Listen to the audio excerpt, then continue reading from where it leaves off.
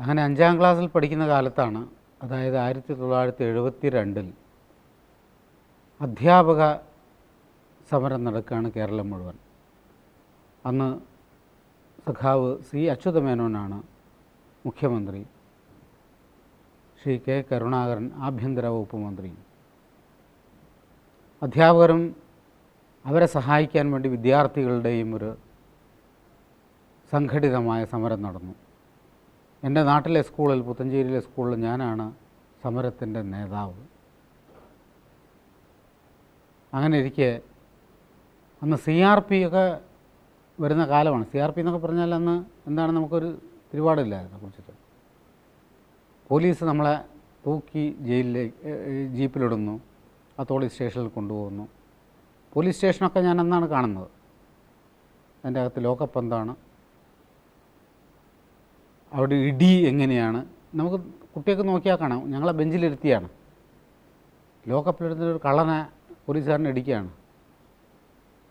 എങ്ങനെയെല്ലാം മർദ്ദിക്കാം എന്ന്, ഒരു മനുഷ്യനെ മർദ്ദിക്കാമെന്നുള്ളതിൻ്റെ ഒരു ഏറ്റവും വലിയൊരു തെളിവ് കണ്ട ഞാൻ അന്നാണ്. ഉച്ചയായപ്പോൾ ഞങ്ങൾക്ക് വിശക്കാൻ തുടങ്ങി. SI വന്ന് ചോദിച്ചു, അല്ല വിശക്കുന്നുണ്ടോ സമരക്കാരെ എന്ന് ചോദിച്ചു. അവരുണ്ട്, ഞാനാണ് നേതാവ്, എന്നാൽ ചോറ് വാങ്ങിച്ചു തരാം. ഒരു പാവപ്പെട്ട പോലീസുകാരനായിരുന്നു. ചോറ് വാങ്ങിച്ചു തന്നു. അയാൾക്കറിയാം നമ്മൾ വിപ്ലവത്തിൻ്റെ കുറിച്ച് ബോധ്യം ഉണ്ടായിട്ടൊന്നും ചെന്നതല്ല എന്ന്. പക്ഷേ വൈകുന്നേരം 3 മണിയാകുമ്പോഴേക്ക് 4-5,000 പേര് വരുന്നൊരു നാട്ടുകാർ ഈ പോലീസ് സ്റ്റേഷൻ ഉപരോധിക്കുകയാണ്. കുട്ടികളെ ഒന്നുകിൽ പുറത്ത് വിടണം, അല്ലെങ്കിൽ കോടതിയിൽ കൊണ്ടുപോകണം, അല്ലെങ്കിൽ ഞങ്ങൾ പോലീസ് സ്റ്റേഷൻ കത്തിക്കും. എന്തായാലും പോലീസുകാർ ഞങ്ങളെ വിട്ടു. 14 പേരെ പോലീസ് ജീപ്പിൽ തന്നെ ഞങ്ങളെ അറസ്റ്റ് ചെയ്ത് സ്കൂളിൽ കൊണ്ടുവിട്ടു. അവിടെ ഒരു സ്വീകരണമൊക്കെ ഉണ്ടായിരുന്നു.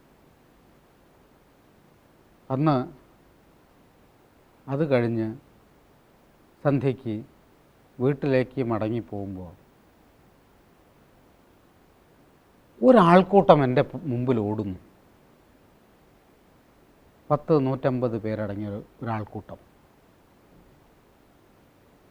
അപ്പോൾ എന്താ ഓടുന്നതെന്ന് എനിക്ക് മനസ്സിലായി. ഞാൻ ചോദിച്ചു, എന്താണ് കാര്യം? അവരൊരു ചെറിയൊരു അപകടമുണ്ടായിട്ടുണ്ട്. ഈ അപകടം എന്താണെന്ന് ചോദിച്ചാൽ, എൻ്റെ വീടിൻ്റെ തൊട്ടയൽ വീട്ടിൽ ഒരച്ഛനും അമ്മയും നല്ല സാമ്പത്തിക ശേഷിയുള്ളവരാണ്. പാടം കൊയ്യാനുണ്ട്, നാളികേരം ഉണ്ട്, അന്തസ്സായി ജീവിക്കുന്നവരാണ്. അവിടെ ഒരു മുത്തശ്ശി, ഒരു മുത്തശ്ശനും ഉണ്ട്. അവർക്ക് ഒറ്റ മകളേ ഉള്ളൂ. അവർക്കൊരു കുഞ്ഞുണ്ടായി, ഒരു 1-1.5 വയസ്സായുള്ള കുഞ്ഞിന്. ആ കുഞ്ഞിനെ നമ്മുടെ ഒരു പാള എന്ന് പറയും, കടുങ്ങിൻ്റെ കൂമ്പാള എന്നൊക്കെ നമ്മൾ പറയാറുണ്ടല്ലോ, അതിനകത്ത് എടുത്തു വെച്ചിട്ട് ഈ മുത്തശ്ശി വെട്ടിത്തറച്ച് 1000 കഷ്ണാക്കി വെച്ചിരിക്കുകയാണ്. ഈ പോലീസ് സ്റ്റേഷനിലെ പരിഭ്രമവും ടെൻഷനുമായിട്ട് വീട്ടിലേക്ക് ഓടിച്ചെന്ന് ഞാൻ കാണുന്നത്, അടുത്ത വീട്ടിലേക്ക് ആൾ പോകുന്നതും, ആരും അടുക്കാൻ മടിക്കുന്ന ഒരു അന്തരീക്ഷത്തിൽ നല്ല ആരോഗ്യവതിയായൊരു മുത്തശ്ശി ഒരു മടവാളും പിടിച്ച് നിൽക്കുകയാണ്. ഈ ചെറിയ കുഞ്ഞിനെ നമ്മൾ കടയിൽ നിന്ന് മട്ടനൊക്കെ മേടിക്കുന്നവരിങ്ങനെ അറുത്ത് വെച്ചിരിക്കുന്നു. അവരുടനെ പോലീസ് വന്നു ഞങ്ങളെ അറസ്റ്റ് ചെയ്യാൻ വന്ന അതേ പോലീസ് ജീപ്പ് ഈ സ്ത്രീയെ അറസ്റ്റ് ചെയ്ത് കൊണ്ടുപോകുന്നു. ഉന്മാദമാണ്, ഭ്രാന്താണ് അവർക്ക് എന്ന് പിന്നീട് തെളിയിക്കപ്പെടുകയും കോഴിക്കോട്ടെ കുതിരവട്ടം ആസ്പത്രിയിൽ അവരെ അഡ്മിറ്റ് ചെയ്യുകയും 3-ാം ദിവസം ഒരു ഷോക്കിന് ശേഷം എവിടെയോ ഇത്തിരി ബോധം വന്നപ്പോൾ അവർ ഫാനിൽ കെട്ടി തൂങ്ങി മരിക്കുകയും ചെയ്തു. അവരുടെ ഡെഡ് ബോഡി കൊണ്ടുവരുന്നത് നിർഭാഗ്യവശാൽ എൻ്റെ സ്കൂളിൻ്റെ മുന്നിലൂടെയാണ്. അന്ന് ഞങ്ങളായിരുന്നു അതിനെ അനുധാവനം ചെയ്തത്. യാതൊരു ബന്ധവും ഞാൻ അടുത്ത പാടാൻ പോകുന്ന പാട്ടുമായിട്ട് ബന്ധമില്ലെങ്കിലും ഇന്നും ആ പാട്ട് കേട്ടാൽ എനിക്ക് പേടിയാണ്, വിറച്ചു പോകും. വയലാർ എന്നെ അപകടപ്പെടുത്തിയൊരു പാട്ടാണത്. പത്മതീർത്ഥമേ ഉണരോ മാനസ പത്മതീർത്ഥമേയുണരു അഗ്നിരഥത്തിലുദിക്കുമുഷസിൻ അർഘ്യം നൽകൂ ഗന്ധർവസ്വരഗംഗയൊഴുക്കോ ഗായത്രികൾ പാടൂ. യാതൊരു ബന്ധവുമില്ല മരണമായിട്ട്. ഗായത്രിയാണ്. ഗാനം ചെയ്യുന്നവനെ ത്രാണനം ചെയ്യുന്നതാണ് ഗായത്രി, പാടുന്നവനെ രക്ഷിക്കുന്നത്. പക്ഷെ എനിക്കതൊരു മരണവുമായിട്ടാണ് ബന്ധം. ഇന്നും ആ പാട്ട് എൻ്റെ വീട്ടിൽ ഞാൻ വയ്ക്കാറില്ല. എന്നുവെച്ചാൽ അപ്പോൾ എനിക്കൊരു മരണവും ഒരു 1.5 വയസ്സുള്ള കുട്ടിയെ വെട്ടി നുറുക്കി വെച്ച ഭീകരമായ ഒരു ഓർമ്മയുമാണ്. വയലാറിനോട് എനിക്കിപ്പോഴും പരിഭവം തോന്നുന്നൊരു പാട്ടാണ്. പത്മതീർത്ഥമേയുണരു.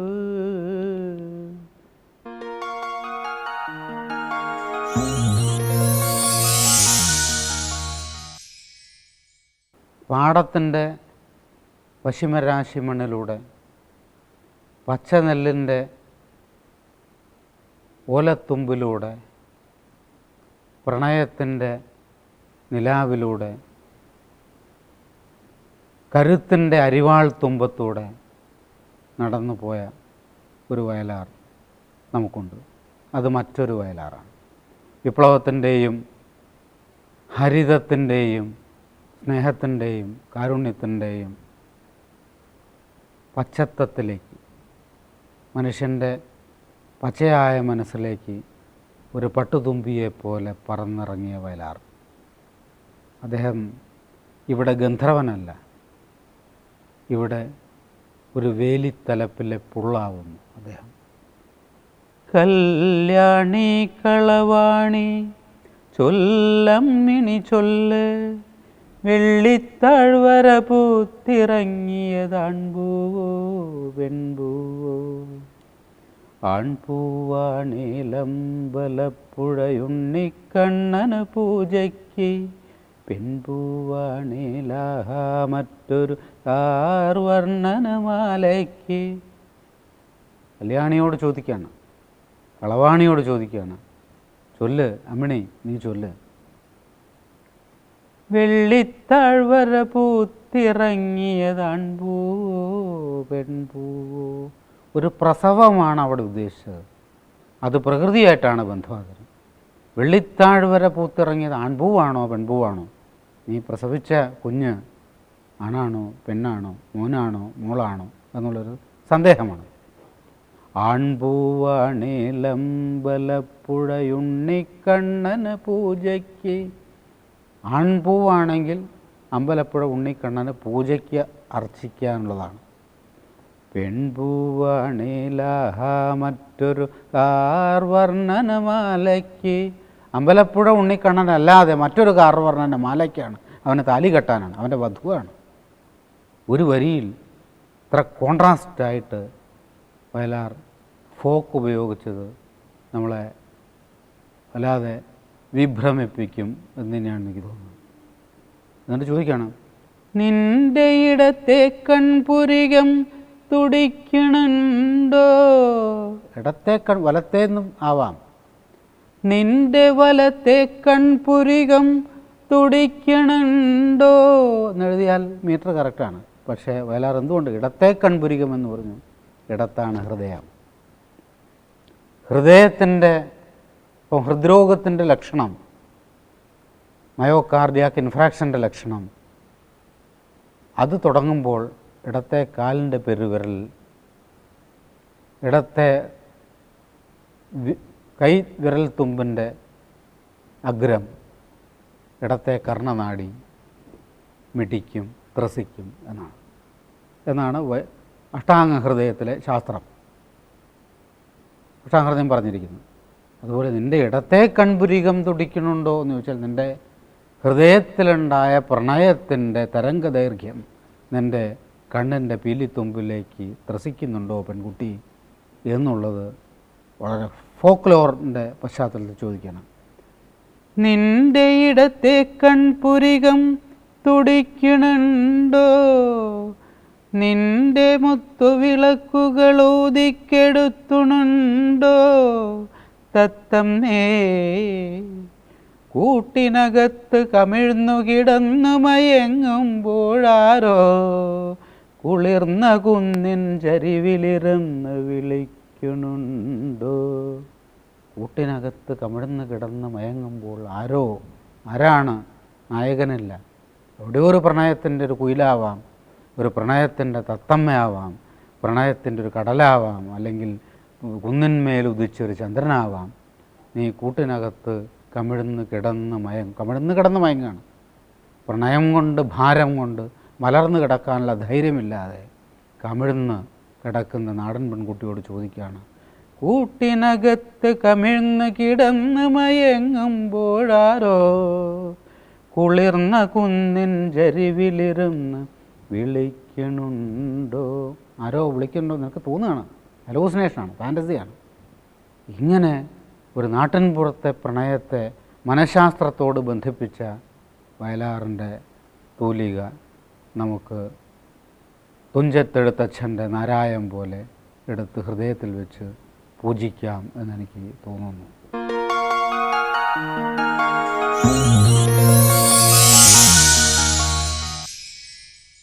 ഈ പാടത്തും ഈ പച്ചപ്പുല്ലിൻ്റെ പരിസരത്തും പ്രണയത്തിൻ്റെ പരിഭവവും വയലാർ ഒളിച്ചു വച്ചിരുന്നു. ഇഷ്ടമായിരുന്നു വയലാറിന് എല്ലാറ്റിനോടും, എല്ലാവരോടും, ഒരു തുമ്പിയോടും.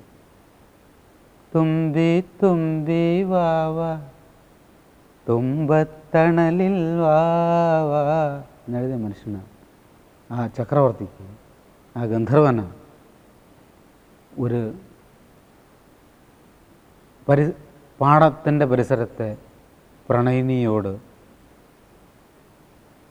അവൾക്ക് അവളുടെ കാമുകനായ കുട്ടിയെ, ഓലപ്പന്ത് കെട്ടി നടന്ന കുട്ടിയെ, അത് തട്ടിക്കളിച്ച കുട്ടിയെ, അവൾക്ക് എവിടെയോ നഷ്ടപ്പെട്ടു പോയ അവൻ്റെ ഗന്ധത്തെ, ഓർമ്മയെ, അവൻ്റെ കണ്ണിൻ്റെ നീലിമയെ, അവൻ്റെ കരിമുടിത്തുമ്പിലെ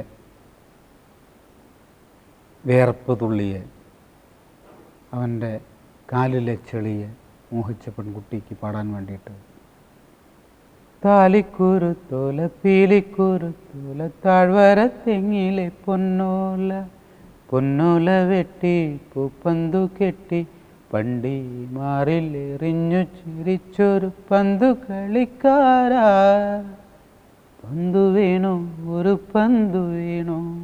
അവനവൻ്റെ യാത്രയിൽ, അവൻ്റെ വേദനയുടെ താഴ്വാരത്തിലൂടെ അവൻ നടന്നുപോയി. അവൻ്റെ സങ്കടത്തിൻ്റെ കാടുകളിലേക്ക് അവൻ മടങ്ങിപ്പോയി. അവൻ്റെ വേനലിൻ്റെ തീയിലേക്ക് അവൻ നടന്നുപോയി. പക്ഷേ എന്തെങ്കിലും കണ്ടാൽ അവന് കൊടുക്കാൻ വേണ്ടി പണ്ട് മാറത്തെറിഞ്ഞ് കളിച്ച പന്ത് കാത്തിരിക്കുന്ന ഒരു നാടൻ പെൺകുട്ടിയുടെ ചിത്രം, ഒരു വാൻഗോഗിൻ്റെ പെയിൻറ്റിങ് പോലെ, സൗദോ ദാലിയുടെ ചായം പോലെ അവർക്ക് മുമ്പേ വരച്ചു വെച്ച വയലാർ. താലിക്കുരുത്തോല പീലിക്കുരുത്തോല താഴ്വര തെങ്ങിലെ പൊന്നോല പൊന്നോല വെട്ടി പൂപ്പന്തു കെട്ടി പണ്ടി മാറിലെറിഞ്ഞു ചിരിച്ചൊരു പന്തു കളിക്കാരാ, പന്തു വീണു ഒരു പന്തു വീണു. അവൻ എന്നെങ്കിലും തിരിച്ചു വന്നാൽ അവൾ ചോദിക്കും, ഈ മണിമലയാറ് മറന്നേ പോയോ, ഈ മണിമലയാറ് മറന്നേ പോയോ. പിന്നെ അവൾക്ക് ചോദിക്കാൻ ഒരുപാട് കാര്യങ്ങളുണ്ട്. അന്ന് കറി വെച്ചുണ്ടതും കരിമീൻ പിടിച്ചതും മറന്നു പോയോ, വന്നെങ്കിൽ ഈ വളയിട്ട കൈകളിൽ വാരിയെടുത്തു കൊണ്ടൂഞ്ഞാലാട്ടും ഞാൻ. താലിക്കുരുത്തോല പീലിക്കുരുത്തോല താഴ്വര തെങ്ങിലെ പൊന്നോല പൊന്നോല വെട്ടി പൂപ്പന്തു കെട്ടി പണ്ടി മാറിലെറിഞ്ഞു ചിരിച്ചൊരു പന്തു കളിക്കാരാ, പന്തു വീണു ഒരു പന്തു വീണു.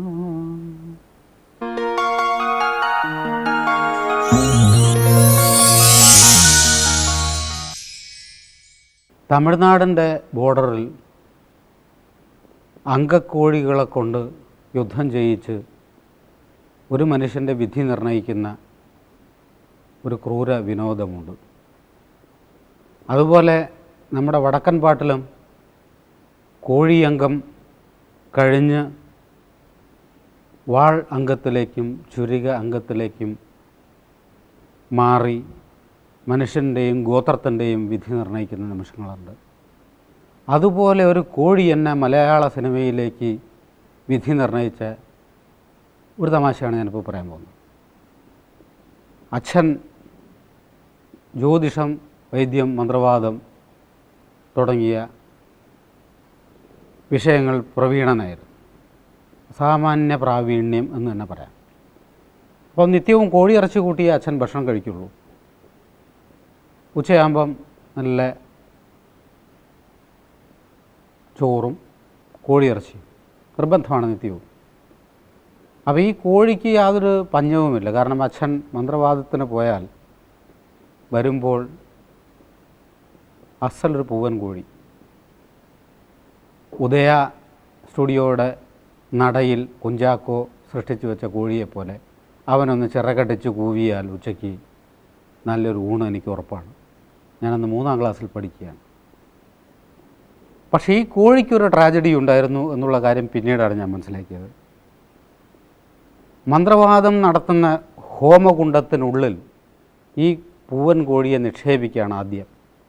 എന്നിട്ട് അതിൻ്റെ മേലെ മരം അടുക്കി വയ്ക്കും, മരപ്പലകകൾ.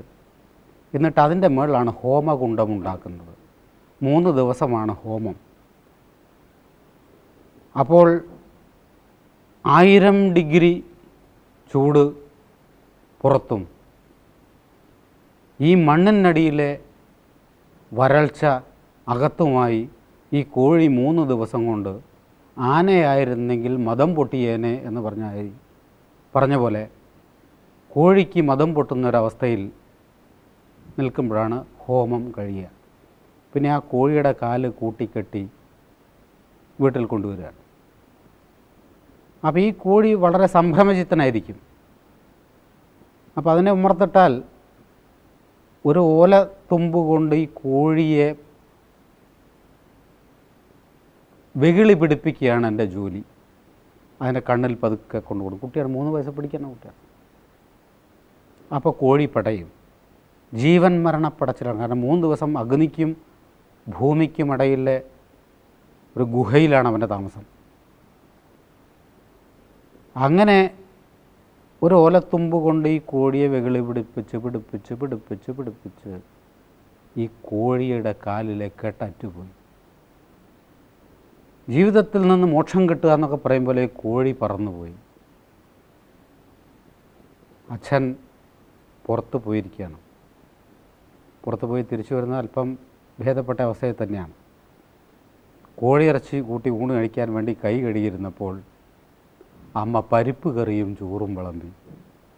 എവിടെ കോഴി എന്ന് ചോദിച്ചു. കോഴി പോയി. എങ്ങോട്ട് പോയി?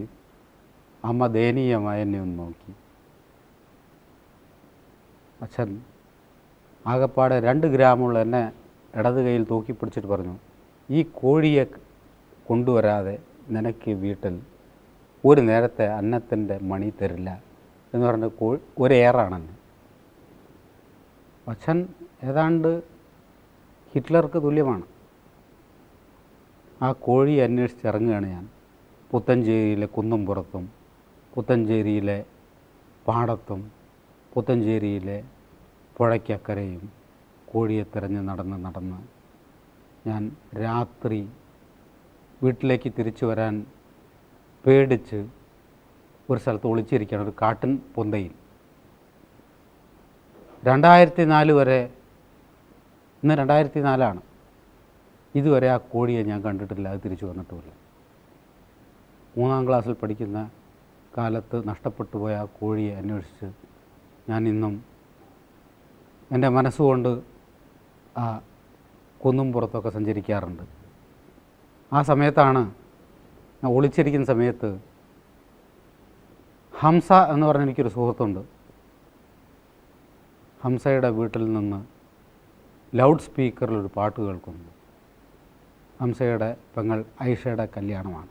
കസ്തൂരി തൈലമിട്ട് മുടി മിനുക്കി മുത്തോട് മുത്തു വെച്ച വള കിളുക്കി കയ്യിൽ മുത്തോട് മുത്തു വെച്ച വള കിളുക്കി മന്ദാരക്കുളങ്ങരെ കുളിച്ചൊരുങ്ങി മംഗല്യത്തട്ടമിട്ട പുതുക്കപ്പെണ്ണ് ഒരുങ്ങായിരുന്നു ഹംസയുടെ പെങ്ങൾ ഐഷ. ഞാനവിടെ കോഴി കൂവുമോ എന്ന് കാതോർത്ത് കാതരനായി കാട്ടുപൊന്തയിലിരിക്കുകയും എന്നും 16 വയസ്സാണ്, ഖൽബിൽ ഏതു നേരവും കനവാണ്, ഖൽബിൽ ഏതു നേരവും കനവാണ്, 14 ബഹറിന്മേൽ പകലന്തി മയങ്ങുമ്പോൾ ഉറുമാലും തുന്നിക്കൊണ്ടിരിപ്പാണ്, പുതുമുത്തമണിയിച്ചു പുളകങ്ങൾ പുതപ്പിച്ചു പുന്നാരം തരുമൊരു പൂമാരൻ, കസ്തൂരി തൈലമിട്ട് മൂടി. വയലാറിൻ്റെ മാപ്പിള സങ്കല്പത്തിലേക്ക്, മാപ്പിളപ്പാട്ട് എന്ന് പറഞ്ഞാൽ മധുരത്തിൻ്റെ പാട്ടുകൾ എന്നൊരു ധ്വനി കൂടുണ്ട്. അത് മനസ്സിൻ്റെ പാട്ടാണ്. മലബാറിലെ മണ്ണിലെ മഞ്ചാടിക്കുരുവിൻ്റെ പാട്ടാണത്. മലബാറിൻ്റെ കലായിപ്പുഴയുടെ സ്നേഹത്തിൻ്റെ പാട്ടാണത്. മലബാറിൻ്റെ മലയിലെ നിലാവിൻ്റെ പാട്ടാണത്. അതും വയലാറെന്ന വിപ്ലവത്തിൻ്റെ കരിമ്പ് പൂത്ത പാടത്ത്, വിപ്ലവത്തിൻ്റെ കണിക്കൊന്ന പൂത്ത പാടത്തു നിന്നും ഒരു കവിക്ക് എറനാടൻ മണ്ണിൻ്റെ മനസ്സിലേക്ക് ഇത്രത്തോളം ആഴത്തിൽ ഇറങ്ങി ചെല്ലാൻ പറ്റും എന്ന് പറയുമ്പോൾ, ചെല്ലാൻ പറ്റി എന്ന് പറയുമ്പോൾ നമ്മൾ ധ്യാനം കൊണ്ട് ആ കവിയുടെ കാൽക്കൽ നമസ്കരിക്കുന്നു.